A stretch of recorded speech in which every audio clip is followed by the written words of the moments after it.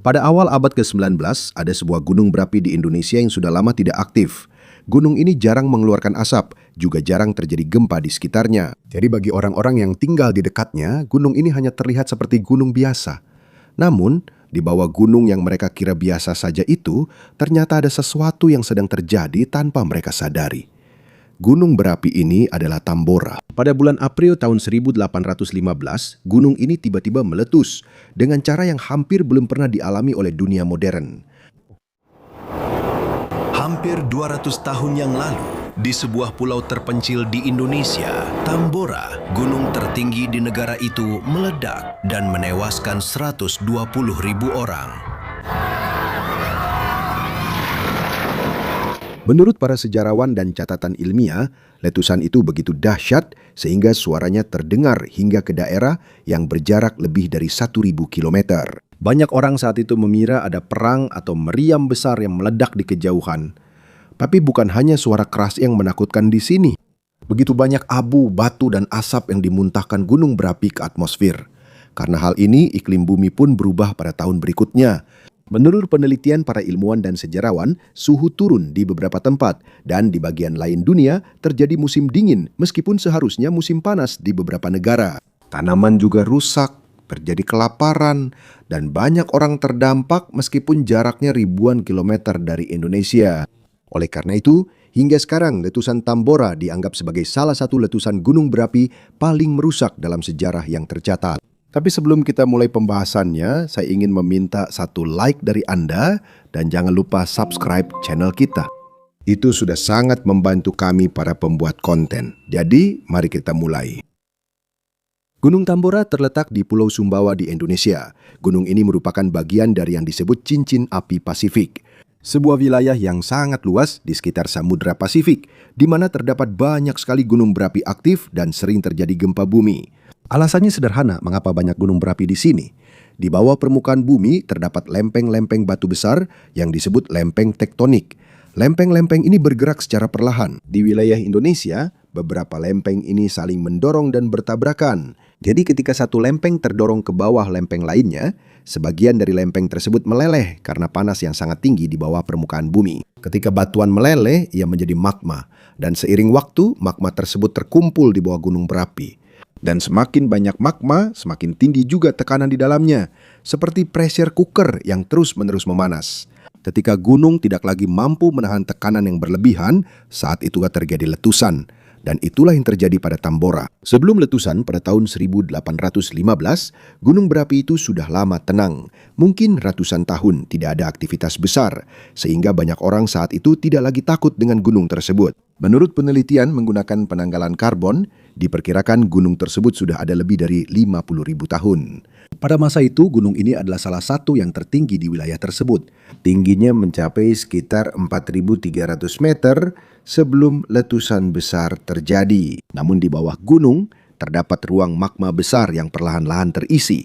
Semakin banyak magma, semakin tinggi juga panas dan tekanan di dalam bumi. Menurut perkiraan ilmiah, suhu di bawah gunung berapi bisa melebihi 800 derajat Celcius. Dan karena kedalaman ruang magma Tambora lebih dangkal dibandingkan gunung berapi lain, tekanan pun lebih cepat menumpuk.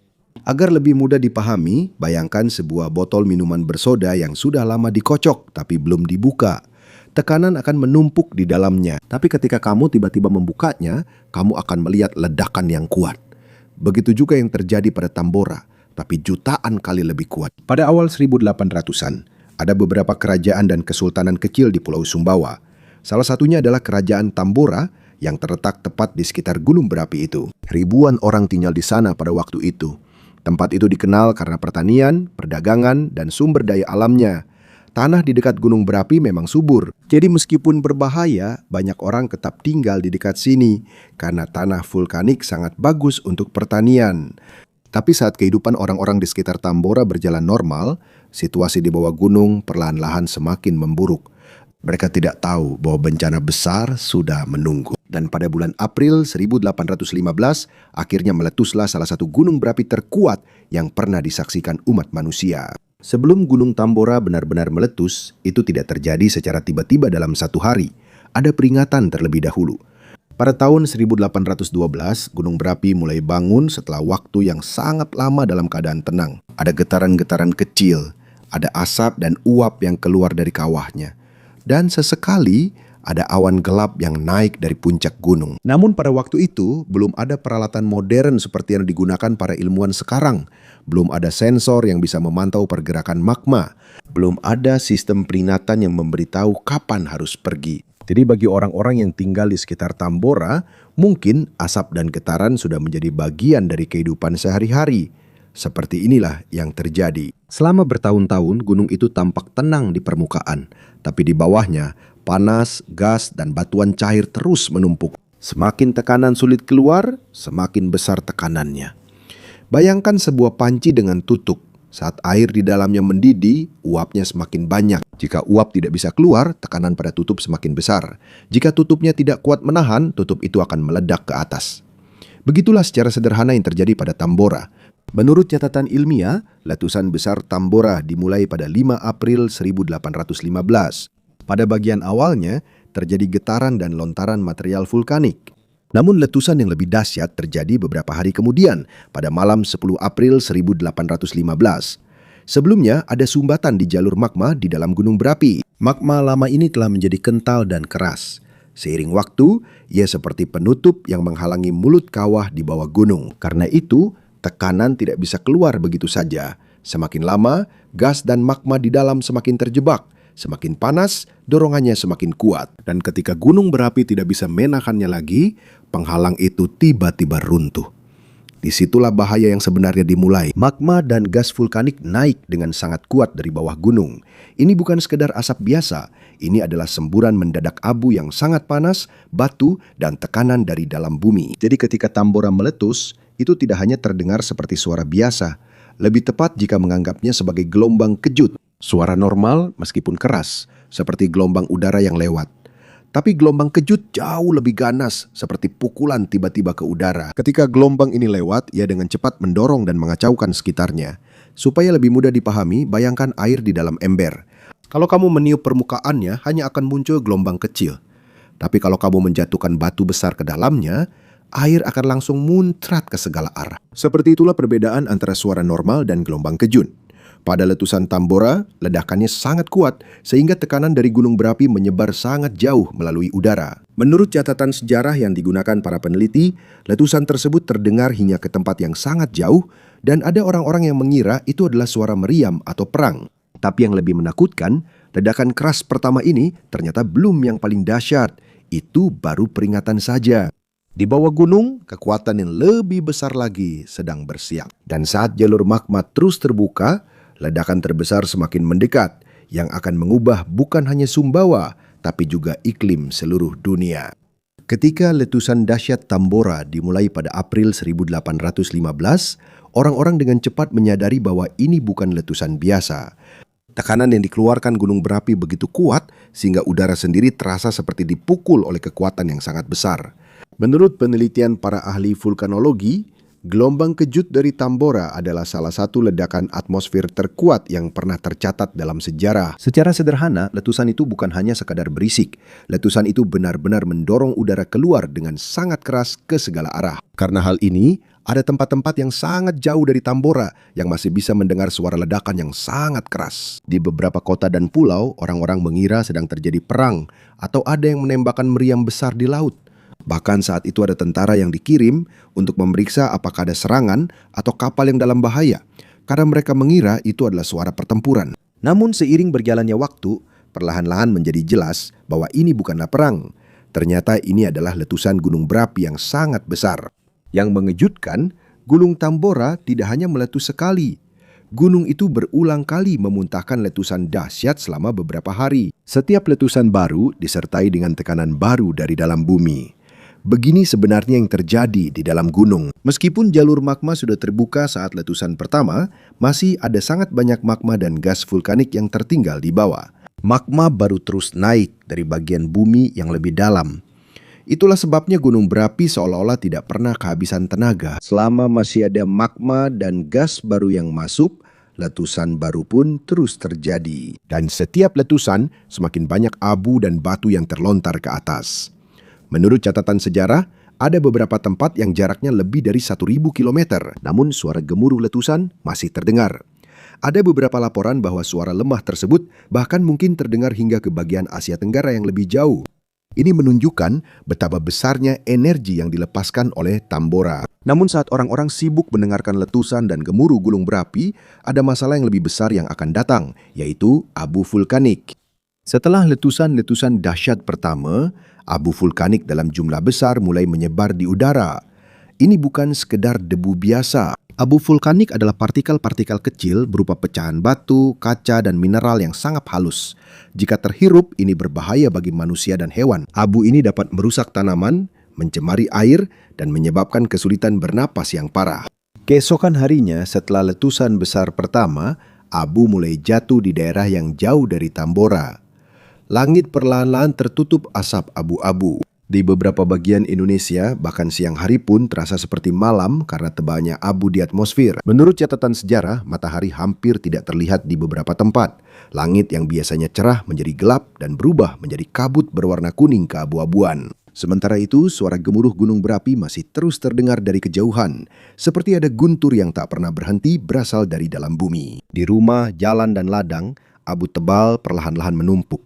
Pada awalnya, beberapa orang bahkan berpikir bahwa mungkin ada efek khusus atau efek obat dari hujan abu tersebut. Tapi seiring waktu, semakin jelas bahwa ini adalah bencana yang sangat besar.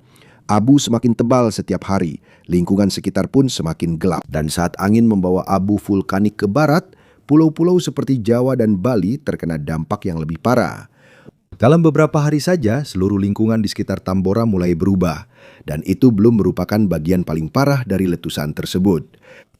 Pada tanggal 10 April 1815, suasana di sekitar Tambora sudah hampir seperti neraka. Di pulau-pulau terdekat, abu sudah menumpuk tebal di tanah. Di beberapa tempat, abu hampir tidak terlihat lagi. Bahkan di siang hari, kehidupan yang dulunya normal telah digantikan oleh kegelapan, asap, dan suara gemuruh tanpa henti dari gunung berapi. Tapi meskipun situasinya sudah separah itu belum merupakan bagian paling berbahaya dari letusan tersebut.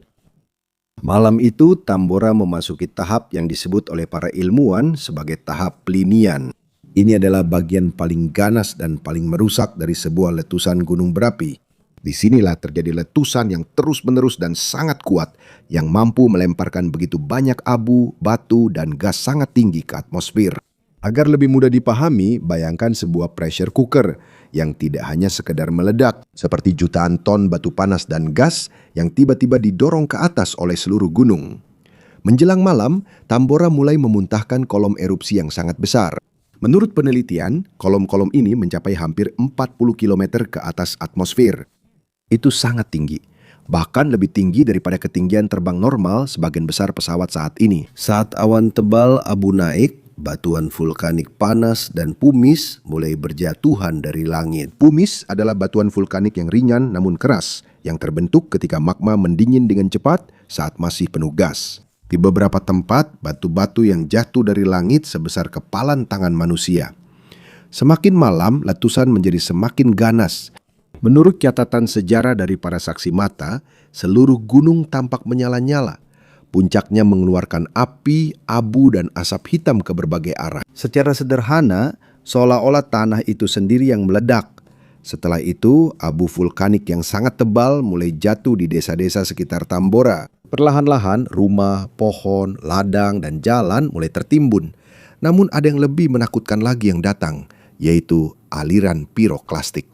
Ini adalah salah satu bagian paling mematikan dari letusan gunung berapi. Aliran piroklastik adalah longsoran yang sangat cepat dari abu panas, batu, dan gas beracun yang turun dari gunung berapi. Ini bukan asap biasa. Ini seperti awan raksasa dari api dan abu yang dengan cepat menyerbu menuruni gunung.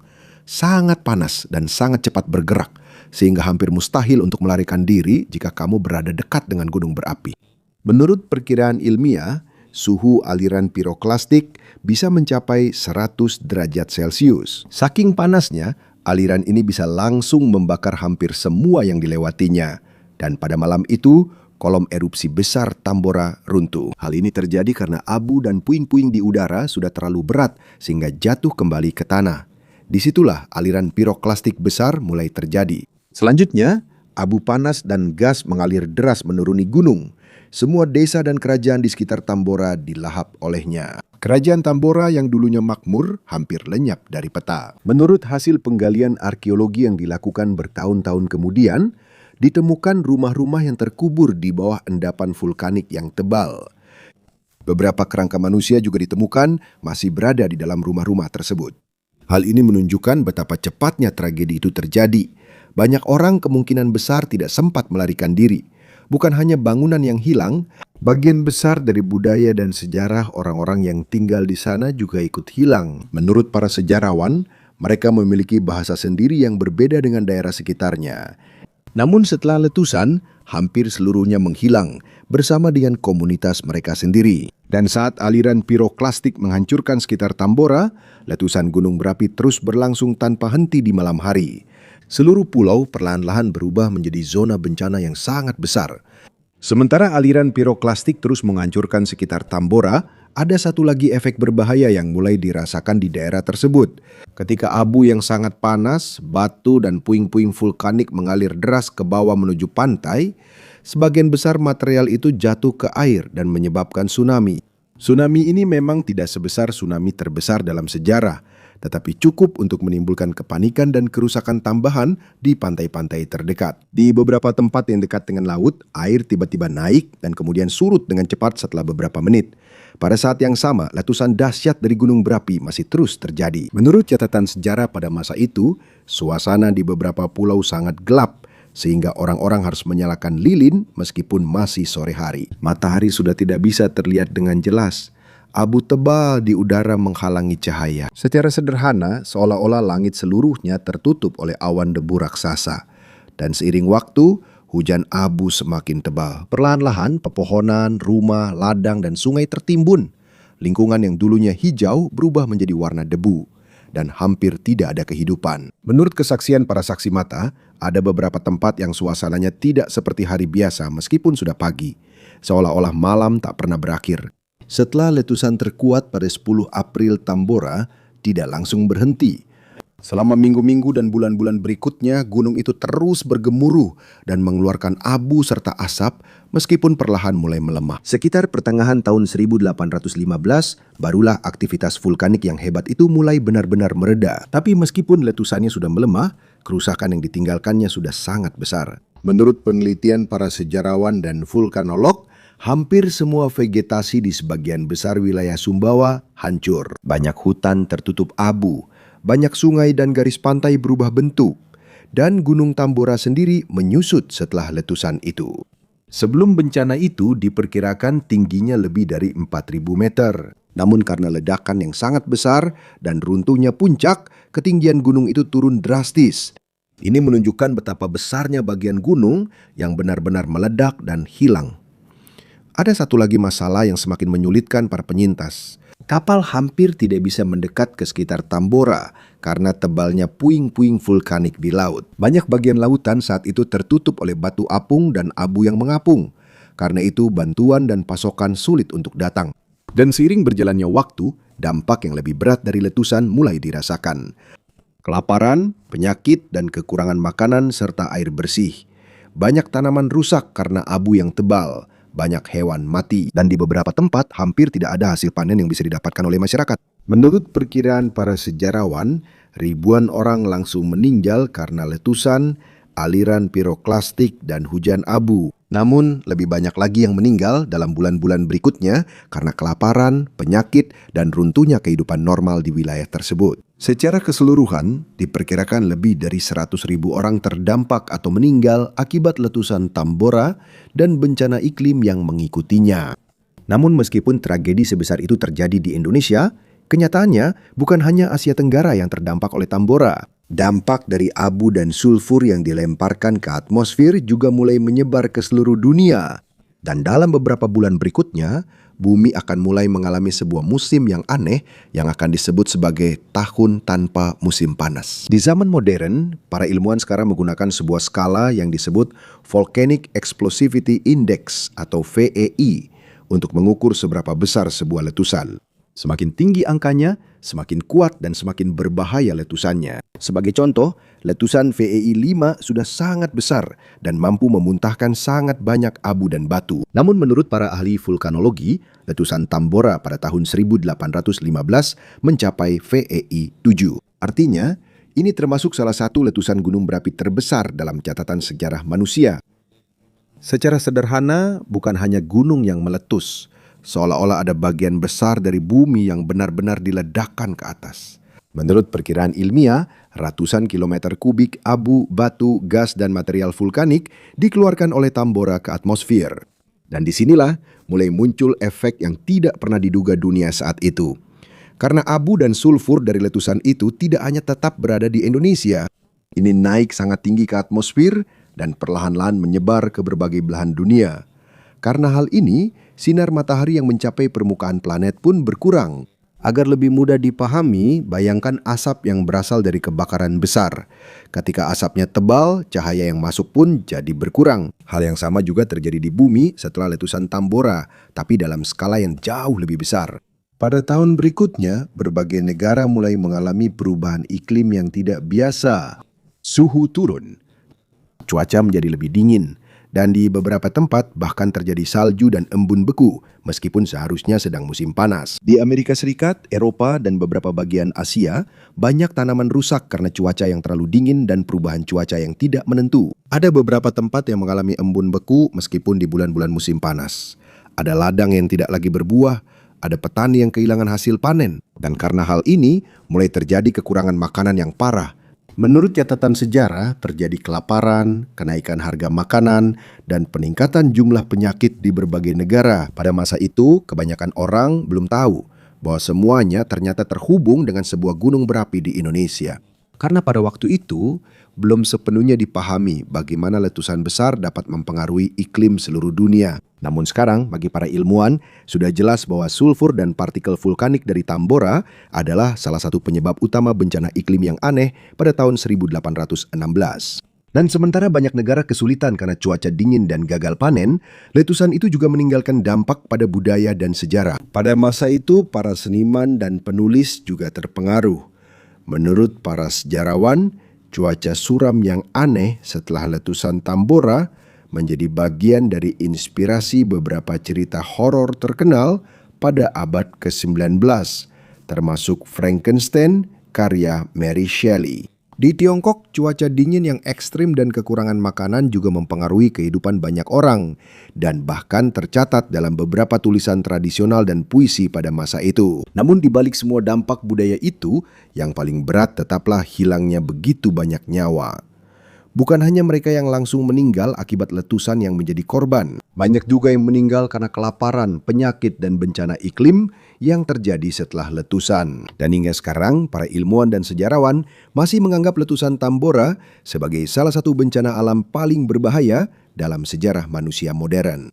Letusan ini tidak hanya menghancurkan sebuah pulau, tetapi juga mengubah iklim seluruh planet, mengubah kehidupan jutaan orang, dan menunjukkan betapa kecil dan lemahnya manusia ketika kekuatan sejati alam bergerak. Selama lebih dari 200 tahun sejak letusan Tambora terjadi, belum ada letusan gunung berapi lain yang mencapai skala yang sama. Dan itulah alasan mengapa hingga sekarang para ilmuwan di seluruh dunia masih terus mempelajarinya. Karena Tambora mengingatkan kita bahwa meskipun sebuah gunung tampak tenang selama ratusan tahun, bukan berarti tidak ada bahaya yang tersembunyi di bawahnya.